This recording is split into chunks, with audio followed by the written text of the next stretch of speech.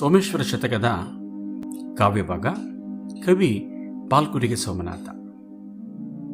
ಹರಹರ ಶ್ರೀಚನ್ನ ಸೋಮೇಶ್ವರ ಎಂಬ ಸಾಲು ಕಿವಿಗೆ ಬಿದ್ದೊಡನೆ ಬಹಳಷ್ಟು ಹಿರಿಯರಿಗೆ ತಮ್ಮ ಬಾಲ್ಯದ ದಿನಗಳು ನೆನಪಾಗುತ್ತವೆ. ಶಾಲೆಯಲ್ಲಿ ರಾಗವಾಗಿ ಸೋಮೇಶ್ವರ ಶತಕದ ಪದ್ಯಗಳನ್ನು ಹಾಡಿದ್ದು, ಬಾಯಿಪಾಠ ಮಾಡಿದ್ದು ಕಣ್ಮುಂದೆ ಬರುತ್ತದೆ. ಇದರಲ್ಲಿ ಬರುವ ಕೆಲವು ವಾಕ್ಯಗಳು ಗಾದೆ ರೂಪದಲ್ಲಿ ಈಗಲೂ ಬಳಕೆಯಾಗುತ್ತಿವೆ. ಅಷ್ಟು ಜನಪ್ರಿಯವಾದ ಪದ್ಯಗಳನ್ನು ಕೊಟ್ಟವನು ಪಾಲ್ಕುರಿಕೆ ಸೋಮನಾಥ. ಇವನ ಕಾಲ 12ನೇ ಶತಮಾನದ ಕೊನೆಯೆನ್ನಬಹುದು. ಸೋಮೇಶ್ವರ ಶತಕದಲ್ಲಿ ಬಳಕೆಯಾಗಿರುವ ಭಾಷೆಯ ಶೈಲಿ, ಛಂದಸ್ಸಿನ ನಡಿಗೆ ವಿಶಿಷ್ಟವಾದುದು. ಮಧ್ಯಭಾ ವಿಕ್ರೀಡಿತ ವೃತ್ತದಲ್ಲಿ ಈ ಪದ್ಯಗಳು ರಚಿತಗೊಂಡಿವೆ. ಇದರ ನಿರೂಪಣಾ ಕ್ರಮದ ಸೊಗಸು, ಈ ಎಲ್ಲ ಅಂಶಗಳು ಸೇರಿ ಕನ್ನಡ ಶತಕ ಸಾಹಿತ್ಯದಲ್ಲಿ ಇದು ಬಹಳ ಜನಪ್ರಿಯ ಕಾವ್ಯ ಎನಿಸಿಕೊಂಡಿದೆ. ಉದಾಹರಣೆಯಾಗಿ ಒಂದು ಪದ್ಯವನ್ನು ನಾವೀಗ ನೋಡಬಹುದು. ಈ ಪದ್ಯದಲ್ಲಿ ಬಡವ ಶ್ರೀಮಂತನಾಗಬಹುದು ಎಂಬ ಆಶಾವಾದವಿದೆ. ಬದುಕಿನಲ್ಲಿ ಭರವಸೆ ಮೂಡಿಸುವುದೇ ಸಾಹಿತ್ಯದ ಗುರಿಯಲ್ಲವೇ? ಅದನ್ನು ನಿರೂಪಿಸುವ ಕ್ರಮ ಹೇಗಿದೆ ಗಮನಿಸಲೇಬೇಕಾದ್ದು. ಉಡುರಾಜಂ ಕಳೆಗುಂದಿ ಪೆರ್ಚದಿಹನೆ, ನೆಗ್ರೋದ ಬೀಜಂ ಕೆಲಂ ಸಿಡಿದುಂ ಪೆರ್ಮರನಾಗದೆ, ಎಳೆಗರು ನೆತ್ತಾಗದೆ, ಲೋಕದೊಳ್ ಮಿಡಿ ಪಣ್ಣಾಗದೆ, ದೈವದ ಒಲ್ಮೆಯಿರಲ್ ತಾಂ ಕಾಲಾನುಕಾಲಕ್ಕೆ ಕೇಳ್ ಬಡವಂ ಬಲ್ಲಿದನಾಗನೆ, ಹರಹರ ಶ್ರೀಚನ್ನ ಸೋಮೇಶ್ವರ. ಬಹಳಷ್ಟು ಜನ ಇದನ್ನು ಮರ್ತಿರಲಾರರು. ಅಷ್ಟು ಸೊಗಸಾದ ಪದ್ಯವಿದು. ಇಂತಹ ಹಲವು ಪದ್ಯಗಳನ್ನು ಈ ಶತಕ ಒಳಗೊಂಡಿದೆ. ಕನ್ನಡ ಶತಕ ಸಾಹಿತ್ಯ ಪ್ರಕಾರದಲ್ಲಿ ಸೋಮೇಶ್ವರ ಶತಕಕ್ಕೆ ವಿಶೇಷವಾದ ಮನ್ನಣೆ ಇದೆ. ಇಂಥ ಶತಕ ಕಾವ್ಯಗಳು ಕನ್ನಡದಲ್ಲಿ ರಚನೆಗೊಂಡ ಕಾಲವೆಂದರೆ 12 ಮತ್ತು 13ನೇ ಶತಮಾನ. ಈ ಶತಕ ಕಾವ್ಯಗಳಲ್ಲಿ ವಿಶೇಷವಾಗಿ ವಚನ ಸಾಹಿತ್ಯ ಮತ್ತು ಪುರಾಣಗಳ ಪ್ರಭಾವಳಿಯನ್ನು ಕಾಣಬಹುದು. ಶತಕ ಎಂದರೆ 100 ಪದ್ಯಗಳು ಇರುವ ಕಾವ್ಯ. ಬಿಡಿಬಿಡಿಯಾದ ಪ್ರತಿ ಪದ್ಯವೂ ಸ್ವತಂತ್ರವಾಗಿ ಸ್ವಯಂಪೂರ್ಣವಾಗಿ ಇರುವಂತಹುದು. ಪ್ರತಿ ಪದ್ಯದ ಕೊನೆಯಲ್ಲಿ ಆಯಾ ಕವಿಗಳ ಆರಾಧ್ಯ ದೈವದ ಅಂಕಿತವಿರುತ್ತದೆ. ಸೋಮೇಶ್ವರ ಶತಕದಲ್ಲಿ ಹರಹರ ಶ್ರೀಚನ್ನ ಸೋಮೇಶ್ವರ ಎಂಬ ಅಂಕಿತವಿದೆ. ಇದು ಪ್ರತಿಯೊಂದು ಪದ್ಯದ ಕೊನೆಯಲ್ಲಿಯೂ ಪುನರಾವರ್ತನೆ ಆಗಿರುತ್ತದೆ. ಪಾಲ್ಕುರಿಕೆ ಸೋಮನಾಥನ ಈ ಶತಕ ಮೂಲತಃ ಶಿವನ ಪಾರಮ್ಯವನ್ನ ಹೇಳುವ ನೀತಿಬೋಧಕವಾದ ಕಾವ್ಯ. ಈ ಕಾವ್ಯಭಾಗದಲ್ಲಿ ಯಾವುದು ಉತ್ತಮ, ಯಾರು ಶ್ರೇಷ್ಠ, ಶ್ರೇಷ್ಠ ವಿದ್ಯೆ ಯಾವುದು ಎಂಬುದನ್ನು ನಿದರ್ಶನಗಳ ಮೂಲಕ ತೌಲನಿಕವಾಗಿ ಹೇಳಲಾಗಿದೆ. ಪ್ರಶ್ನೆ, ಹೇಳಿಕೆಗಳ ರೂಪದಲ್ಲಿರುವ ಈ ಕಾವ್ಯವು ಹೋಲಿಕೆಗಳ ಮೂಲಕವೇ ನಮ್ಮ ಆಯ್ಕೆ ಯಾವುದಾಗಿರಬೇಕು ಎಂಬುದನ್ನು ಸೂಚಿಸುತ್ತದೆ. ಪಠ್ಯದ ಮೊದಲನೇ ಪದ್ಯ ಹೀಗಿದೆ.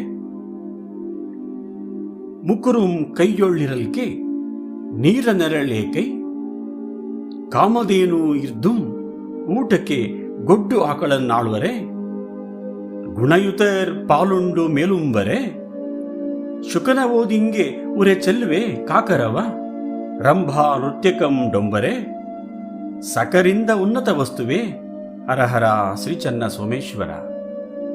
ಈ ಪದ್ಯದ ವಿವರಣೆ ಹೀಗಿದೆ. ಪ್ರಶ್ನೆಗಳ ಮೂಲಕವೇ ಯಾವುದು ಶ್ರೇಷ್ಠ ಮತ್ತು ಯಾವುದು ಶ್ರೇಷ್ಠವಲ್ಲ ಎಂದು ಸೂಚಿಸುವ ಪದ್ಯವಿದು. ಕನ್ನಡಿಯು ಕೈಯಲ್ಲಿರಲು ನೀರಿನ ನೆರಳು ಏಕೆ ಬೇಕು? ಬೇಡಿದ್ದನ್ನು ನೀಡುವ ದೇವಲೋಕದ ಹಸು ಕಾಮಧೇನುವೇ ಇರಲು ಹಾಲು ನೀಡದ ಗೊಡ್ಡು ಆಕಳನ್ನ ಸಾಕುತ್ತಾರೆಯೇ?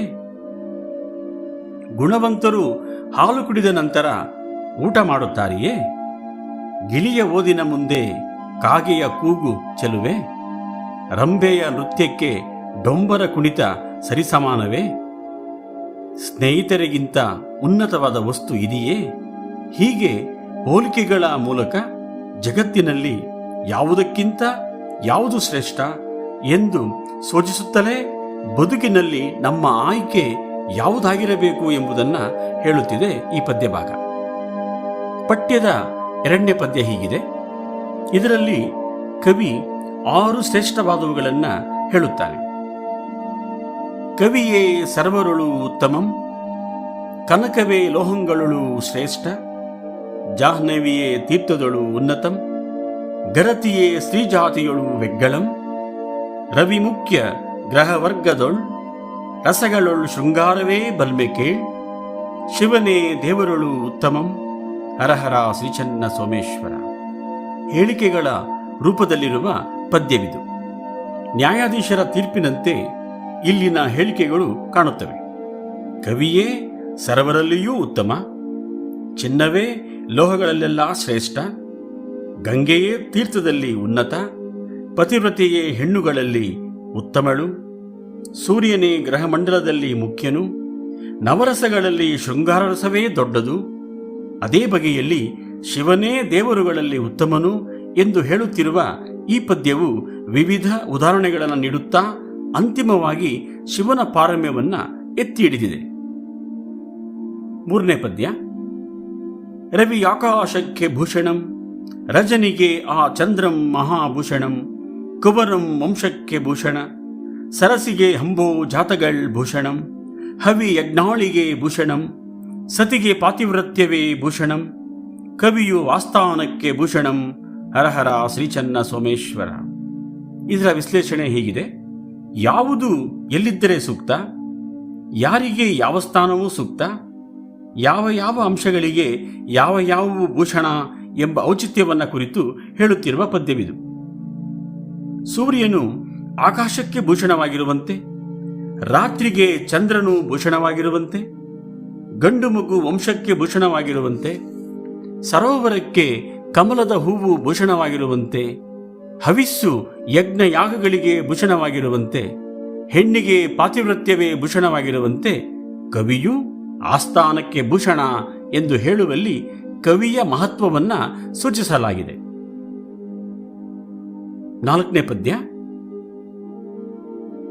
ಹರನಿಂದ ಉರ್ವಿಂಗಿ ದೈವವೇ, ಕಿರಣಕ್ಕೆ ಇಂದುಂಬಿಟ್ಟು ಸೊಂಪುಂಟೆ, ಪೆತ್ತರಿಗಿಂತ ಉಂಟೆ ಹಿತರ್ಕಳುಂ, ಮಡದಿಯಂ ಬೇರೆ ಆಪ್ತರಿ ನಿರ್ಪರೆ, ಸರಿಯೇ ವಿದ್ಯಕ್ಕೆ ಬಂಧು, ಮಾರನ ಇದಿರೊಳ್ ಬಿಲ್ಲಾಳೆ ಮೂಲೋಕದೊಳ್, ಗುರುವಿಂದ ಉನ್ನತ ಸೇವ್ಯನೇ, ಹರಹರ ಶ್ರೀಚನ್ನ ಸೋಮೇಶ್ವರ. ಇದರ ವಿಶ್ಲೇಷಣೆ ಹೀಗಿದೆ. ಈ ಪದ್ಯವು ಗುರುವಿನ ಮಹತ್ವವನ್ನು ಹೇಳುತ್ತಿದೆ. ಪ್ರಪಂಚಕ್ಕೆ ಶಿವನಿಗಿಂತ ಬೇರೆ ದೈವವೇ? ಕಿರಣಗಳಿಗೆ ಬೆಳದಿಂಗಳನ್ನು ಬಿಟ್ಟು ಬೇರೆ ಸಮೃದ್ಧ ಮೂಲವಿದೆಯೇ? ಹೆತ್ತವರಿಗಿಂತ ದೊಡ್ಡ ಹಿತೈಷಿಗಳು ಇದ್ದಾರೆಯೇ? ಹೆಂಡತಿಗಿಂತ ಬೇರೆ ಆಪ್ತರು ಇರುವರೇ? ವಿದ್ಯೆಗೆ ಸಮನಾದ ಬೇರೆ ಬಂಧುವಿದೆಯೇ? ಮನ್ಮಥನನ್ನು ಮೀರಿಸುವ ಬೇರೆ ಬಿಲ್ಲಾಳು ಈ ಮೂರು ಲೋಕಗಳಲ್ಲಿ ಇದ್ದಾನೆಯೇ ಎಂದೆಲ್ಲ ಹಲವು ಪ್ರಶ್ನೆಗಳನ್ನು ಮುಂದಿಡುವ ಈ ಪದ್ಯವು ಗುರುವಿಗಿಂತ ಉನ್ನತ ಸೇವೆಗೆ ಅರ್ಹರಾದವರು ಬೇರೆ ಯಾರಿದ್ದಾರೆ ಎಂಬ ಪ್ರಶ್ನೆಯ ಮೂಲಕ ಗುರುವಿನ ಮಹತ್ವವನ್ನು ಒತ್ತಿ ಹೇಳುತ್ತಿದೆ. ಪಠ್ಯದ 5ನೇ ಪದ್ಯ. ಪ್ರಜೆಯಂ ಪಾಲಿಸಬಲ್ಲೊಡೆ ಆತನ್ನರಸಂ, ಕೈಯಾಸೆಯಂ ಮಾಡದಂ ನಿಜ ಮಂತ್ರೀಶ್ವರ, ತಂದೆ ತಾಯಿ ಸಲಹಲ್ ಬಲ್ಲಾತನೇ ಧಾರ್ಮಿಕಂ, ಭಜಕಂ ದೈವದ ಭಕ್ತಿ ಉಳ್ಳೊಡೆ, ಭಟಂ ನಿರ್ಭೀತ ತಾನಾದವಂ, ದ್ವಿಜನ್ ಆಚಾರತೆ ಉಳ್ಳವಂ, ಹರಹರ ಶ್ರೀಚನ್ನ ಸೋಮೇಶ್ವರ. ಇದರ ವಿವರಣೆ ಹೀಗಿದೆ. ಸಮಾಜದಲ್ಲಿ ವಿವಿಧ ಸ್ಥಾನಗಳಲ್ಲಿರುವ ವ್ಯಕ್ತಿಗಳ ವ್ಯಕ್ತಿತ್ವ ಹೇಗಿರಬೇಕು ಎಂಬುದನ್ನು ಈ ಪದ್ಯದಲ್ಲಿ ಹೇಳಲಾಗಿದೆ.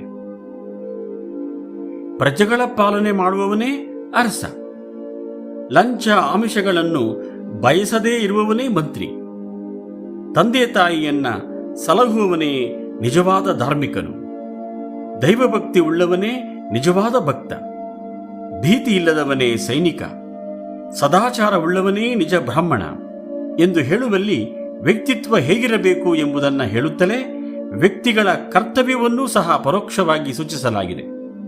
ವ್ಯಕ್ತಿತ್ವ ಮತ್ತು ಕರ್ತವ್ಯಗಳ ಮೂಲಕವೇ ವ್ಯಕ್ತಿಗಳ ಸ್ಥಾನಮಾನಗಳನ್ನು ಗುರುತಿಸುವಂತಾಗಬೇಕು ಎಂಬ ಒತ್ತಾಯವೂ ಈ ಪದ್ಯದಲ್ಲಿದೆ. 6ನೇ ಪದ್ಯ. ಧರಣೀಶಂ ಧುರಧೀರನಾಗೆ, ಧನಂ ಉಳ್ಳಂ ತ್ಯಾಗಿಯಾಗಲ್ ಕವೀಶ್ವರ ಸಂಗೀತದಿ ಜಾಣನಾಗೆ ಸುಕಲಾ ಪ್ರೌಢಂಗೆ ಇರಲ್ ಪ್ರೌಢವೆಣ್ ಬರೆವಂ ಧಾರ್ಮಿಕನಾಗೆ ಮಂತ್ರಿ ಚತುರೋಪಾಯಂಗಳಂ ಬಲ್ಲೊಡಂ ದೊರೆವೋಲ್ ಚಿನ್ನಕ್ಕೆ ಸೌರಭಂ ಹರಹರ ಶ್ರೀ ಚನ್ನ ಸೋಮೇಶ್ವರ.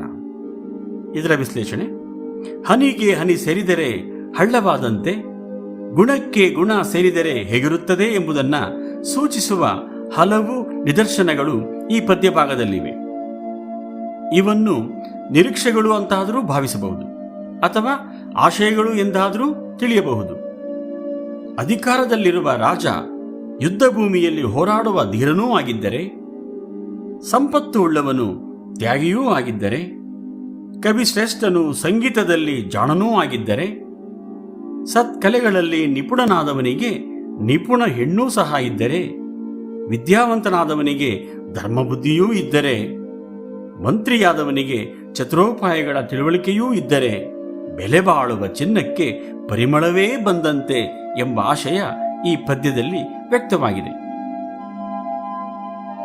7ನೇ ಪದ್ಯ. ಸವಿವಣ್ಣಲ್ಲಿ ಮಾವು ಸರ್ವರಸದೊಳ್ ಶೃಂಗಾರ ಸಂಭಾರದೊಳ್ ಲವಣಂ ಕೇಳಲು ಬಲಭಾಷೆ ಸಿರಿಯಲ್ಲಿ ಆರೋಗ್ಯ ದೈವಂಗಳಳು ಶಿವ ಬಿಲ್ಲಾಳ್ಗಳಳು ಅಂಗಜಂ ಜನಿಸುವ ಆ ಜನ್ಮಂಗಳಳು ಮಾನುಷಂ ಕವಿತಾ ವಿದ್ಯೆ ಸುವಿದ್ಯೆಯೊಳ್ ಹರಹರ ಶ್ರೀಚನ್ನ ಸೋಮೇಶ್ವರ. ಕಾವ್ಯದ ಶ್ರೇಷ್ಠತೆಯನ್ನ ಎತ್ತಿ ಹಿಡಿದಿರುವ ಪದ್ಯಭಾಗವಿದು. ಸವಿಯುವ ಹಣ್ಣುಗಳಲ್ಲಿ ಮಾವು, ಸರ್ವರಸಗಳಲ್ಲಿ ಶೃಂಗಾರ ರಸವು, ಸಾಂಬಾರಿನಲ್ಲಿ ಉಪ್ಪು, ಕಿವಿಗೆ ಕೇಳಲು ಮಕ್ಕಳ ಭಾಷೆ, ಸಿರಿವಂತಿಕೆಯಲ್ಲಿ ಆರೋಗ್ಯ, ದೇವರುಗಳಲ್ಲಿ ಶಿವನು, ಬಿಲ್ಲಾಳುಗಳಲ್ಲಿ ಮನ್ಮಥನು, ವಿವಿಧ ಜನ್ಮಗಳಲ್ಲಿ ಮನುಷ್ಯ ಜನ್ಮ ಶ್ರೇಷ್ಠವಾಗಿರುವಂತೆ ಸುವಿದ್ಯೆಗಳಲ್ಲಿ ಕವಿತಾವಿದ್ಯೆಯೇ ಶ್ರೇಷ್ಠ ಎಂಬ ನಿಲುವು ಈ ಪದ್ಯದಲ್ಲಿದೆ. ಕೊನೆಯ ಪಠ್ಯದ ಪದ್ಯ ಹೀಗಿದೆ: ಮಳೆಯೇ ಸರ್ವಜನ ಆಶ್ರಯಂ ಶಿವನೇ ದೇವರ್ಕಳ್ಗೆ ತಾನಾಶ್ರಯಂ ಬೆಳೆಯೇ ಸರ್ವರ ಜೀವನಂ ಬಡವನೇ ಸರ್ವರ್ಗೆ ಸಾಧಾರಣಂ ಬಳೆಯೇ ಸರ್ವ ವಿಭೂಷಣಕ್ಕೆ ಮೊದಲೈ ಪುತ್ರೋತ್ಸವಂ ಸುತ್ಸವಂ ಕೆಳೆಯೇ ಸರ್ವರುಳು ಉತ್ತಮಂ ಹರಹರ ಶ್ರೀಚನ್ನ ಸೋಮೇಶ್ವರ. ಇದರ ವಿಶ್ಲೇಷಣೆ: ಸ್ನೇಹಿತರಿಗಿಂತಲೂ ಉತ್ತಮವಾದ ವಸ್ತು ಮತ್ತೊಂದಿಲ್ಲ ಎಂಬುದನ್ನು ಈ ಪದ್ಯದಲ್ಲಿ ಹಲವು ನಿದರ್ಶನಗಳ ಮೂಲಕ ನಿರೂಪಿಸಲಾಗಿದೆ. ಮಳೆಯೇ ಸರ್ವ ಜನರಿಗೂ ಆಶ್ರಯವಾಗಿರುವಂತೆ ಶಿವನು ಎಲ್ಲಾ ದೇವರುಗಳಿಗೂ ಆಶ್ರಯನಾಗಿದ್ದಾನೆ. ಬೆಳೆಯೇ ಎಲ್ಲರ ಪಾಲಿಗೆ ಜೀವನಾಧಾರವಾಗಿರುವಂತೆ ಬಡವನೇ ಸರ್ವರಿಗೂ ಸಾಧಾರಣನಾಗಿದ್ದಾನೆ. ಉಡುಗೆ ತೊಡುಗೆಗಳಲ್ಲಿ ಬಳೆಗಳೇ ಭೂಷಣವಾಗಿರುವಂತೆ ಗಂಡು ಮಗು ಹುಟ್ಟಿದ ಸಂಭ್ರಮವೇ ಒಳ್ಳೆಯ ಉತ್ಸವ ಎಂದು ಸೂಚಿಸುತ್ತಾ ಸ್ನೇಹಿತನೇ ಎಲ್ಲರಿಗಿಂತಲೂ ಉತ್ತಮನು ಎಂದು ಹೇಳಲಾಗಿದೆ. ಕೊನೆಯದಾಗಿ ಒಟ್ಟು ಈ ಕಾವ್ಯಭಾಗದ ಕುರಿತು ಒಂದೆರಡು ಮಾತು.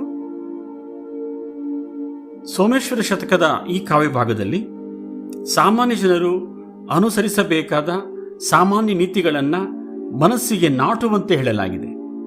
ಪ್ರಶ್ನೆಗಳು, ಹೋಲಿಕೆಗಳು ಮತ್ತು ಹೇಳಿಕೆಗಳ ರೂಪದಲ್ಲಿರುವ ಇಲ್ಲಿನ ಬಹುಪಾಲು ವಿಚಾರಗಳು ಸಾಂಪ್ರದಾಯಿಕ ಮೌಲ್ಯಗಳನ್ನು ಶ್ರೇಷ್ಠವೆಂದು ಹೇಳುವ ಧಾಟಿಯಲ್ಲಿವೆ. ಸಾಂಪ್ರದಾಯಿಕ ಪುರುಷ ಪ್ರಧಾನ ಸಮಾಜದ ನೆಲೆಗಟ್ಟಿನಲ್ಲಿ ರೂಪುಗೊಂಡಿರುವ ನೀತಿ ಪಾಠಗಳಿವು. ಹಾಗಾಗಿ ಇವನ್ನು ಯಥಾವತ್ತಾಗಿ ಆಧುನಿಕ ಸಂದರ್ಭದಲ್ಲಿ ಒಪ್ಪಿಕೊಳ್ಳಲು ಸಾಧ್ಯವಿಲ್ಲ. ಪತಿವ್ರತೆಯೇ ಸ್ತ್ರೀ ಜಾತಿಯಲ್ಲಿ ಉತ್ತಮಳು, ಗಂಡು ಮಗುವೇ ವಂಶಕ್ಕೆ ಭೂಷಣ, ಹೆಂಡತಿಗೆ ಪಾತಿವ್ರತ್ಯವೇ ಭೂಷಣ, ಬಳಿಯೇ ಸರ್ವ ವಿಭೂಷಣಕ್ಕೆ ಮೊದಲು, ಪುತ್ರೋತ್ಸವವೇ ಒಳ್ಳೆಯ ಉತ್ಸವ, ಇಂತಹ ಮಾತುಗಳು ಸ್ತ್ರೀ ಪುರುಷರ ಸಮಾನತೆಗೆ ವಿರುದ್ಧವಾಗಿವೆ.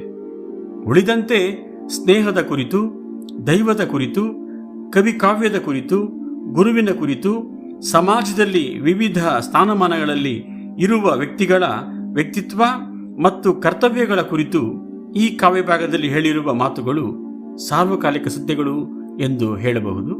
ಧನ್ಯವಾದಗಳು.